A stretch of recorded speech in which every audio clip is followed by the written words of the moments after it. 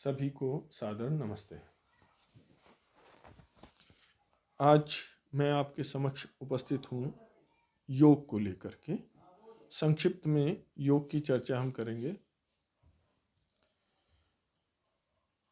आजकल पाश्चात्य पद्धति ने योग को योगा बना दिया है और इसको मात्र आसनों तक सीमित कर दिया है। योग पूर्ण रूप से अगर हम देखें तो व्यावहारिक दृष्टि से एक सामान्य व्यक्ति के लिए अष्टांग योग, जिसमें यम नियम आसन प्राणायाम प्रत्याहार धारणा ध्यान एवं समाधि, इनको मिलकर के योग का स्वरूप परिपूर्ण होता है।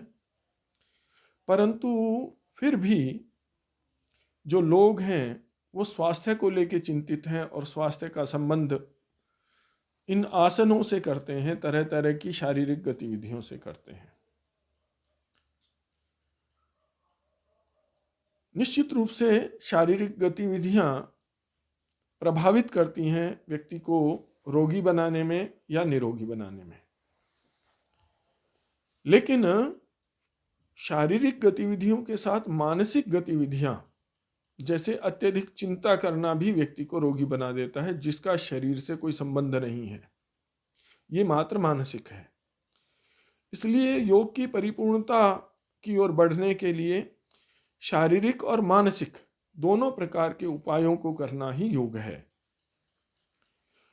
अब मानसिक उपायों को करने के लिए, मन को नियंत्रित करने के लिए प्राणायाम इत्यादि की आवश्यकता है,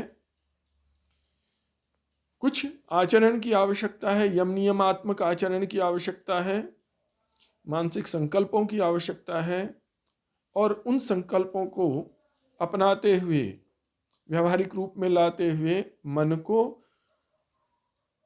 एक जगह स्थापित करना, क्रियाओं से रहित करना, वृत्तियों से रहित करना, उसकी आवश्यकता होती है। लेकिन ये तभी हो पाता है जब व्यक्ति शारीरिक रूप से निरोग हो। इसलिए आधारभूत स्थिति प्राप्त करने के लिए निरोग शरीर की आवश्यकता है, और निरोग शरीर के लिए मानसिक चिंताओं को दूर कर, अनेक प्रकार के तनावों को मन से दूर करके शरीर की विविध क्रियाओं के द्वारा शरीर को निरोग करना, मन को निरोग करना, ये जरूरी है। इसलिए शरीर को निरोग करने के लिए व्यक्ति निरंतर नित्य प्रति प्रातः सायं प्राणायाम और आसनों का अभ्यास करे, उसके साथ में ध्यान का कुछ अभ्यास अवश्य करे।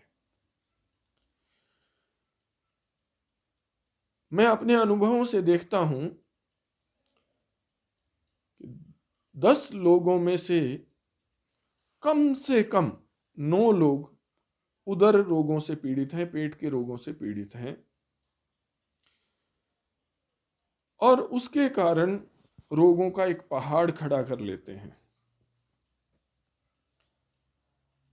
तो वो पेट के रोग दूर करने के लिए अति महत्वपूर्ण आसन है, जिसमें उत्तान पादासन है, पवन मुक्त आसन, मंडूक आसन और सुप्त वज्रासन आदि।